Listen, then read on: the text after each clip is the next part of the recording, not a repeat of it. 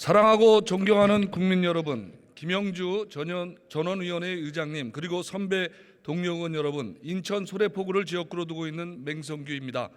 지금의 선거제도는 다양성과 비례성은 담보하지 못하고 우리 정치의 가장 큰 폐해 중 하나인 지역주의를 고착화시켰습니다. 갈라진 대한민국의 지역주의는 우리 정치뿐만 아니라 사회 발전까지 발목을 잡고 있습니다. 승자 독식의 소선거구제와 현재의 비례대표 제도는 정당 득표율과 정당 의석수를 불일치시키고 비례성조차 보장하지 못하고 있습니다. 선거제도의 개혁의 당위성은 충분합니다. 그러기에 정치개혁특별위원회에서 다양한 논의를 거친 뒤 3가지 안이 전원위원회로 제시된 것입니다.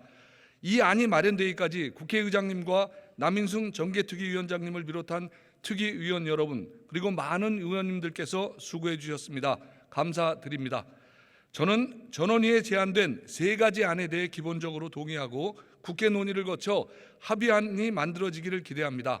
그러나 선거제도 개선으로까지 갈 수 있을지 의구심이 듭니다. 국민들 역시 마찬가지입니다. 한국행정연구원이 올해 초 시행한 조사에서 현행 소선거구제 유지 의견이 55.4%에 달합니다.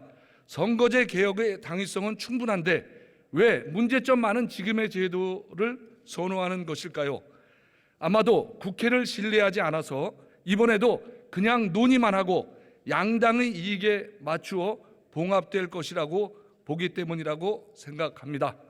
지난 3월 통계청 발표에 따르면 국회의 신뢰도는 전년 대비 10%나 급감한 24%에 불과합니다.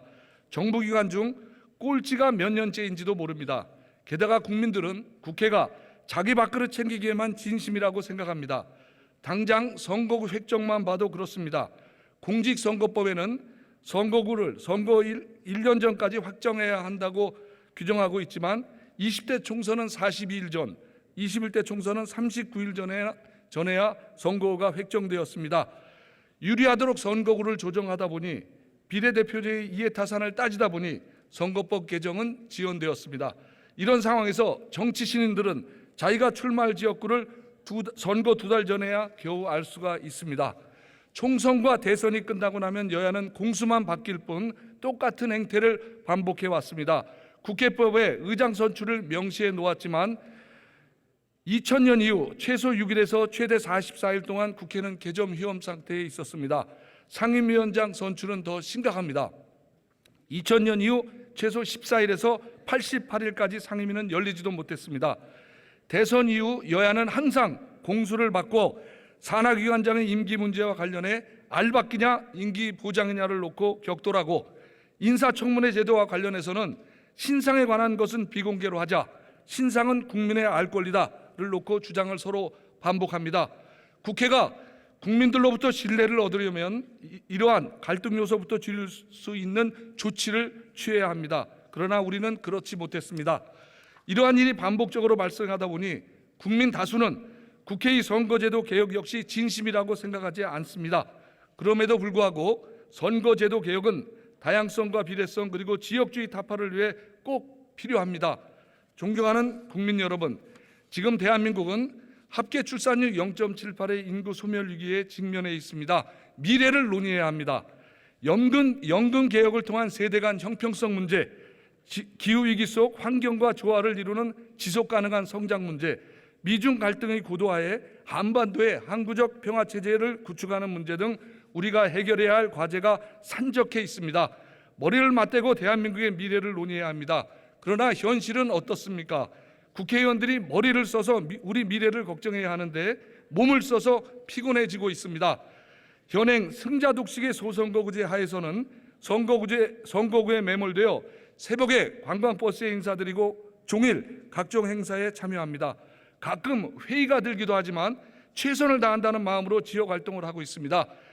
아마 다른 의원님도 다르지 않다고 생각합니다. 기초의원인지 국회의원인지 모를 정도로 지역 문제에 매몰되어 있습니다. 국회의원들은 미래를 위한 논의에 전념해야 합니다. 승자독식 소선거구제 개선이 시급합니다. 중대선거구제 도입을 비롯해서 지역구에 매몰되어 정치를 할 수밖에 없는 구조를 개선해야 합니다. 그러나 완벽한 선거제도는 없습니다. 한 번에 모든 것을 바꿀 수도 없습니다. 그래서 모든 것을 바꿀 수 없다면 우선 다양성과 비례성, 지역주의 완화라는 난제부터 해결할 수 있는 연동형 권역별 비례대표제 도입부터 시작해야 합니다.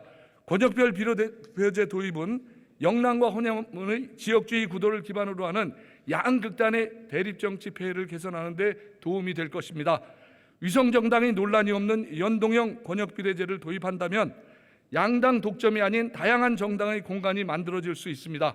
그리고 석패율제를 도입한다면 승자 독식 선거구제의 사표 문제도 일정 부분 해소할 수 있습니다.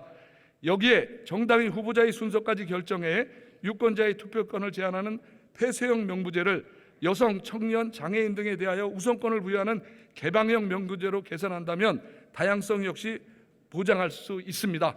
증언 없는 권역별 비례대표제 도입은 효과가 제한적일 수밖에 없습니다. 그러나 의석수 확대는 정치제도 논의의 본질마저 앗아가버리는 블랙홀입니다. 국민 신뢰도 꼴찌인 국회가 인기 영합적 의원수 축소나 확대 논의에 매몰된다면 21대 국회의 정치개혁은 빈손으로 끝날 것입니다. 이에 제안드립니다.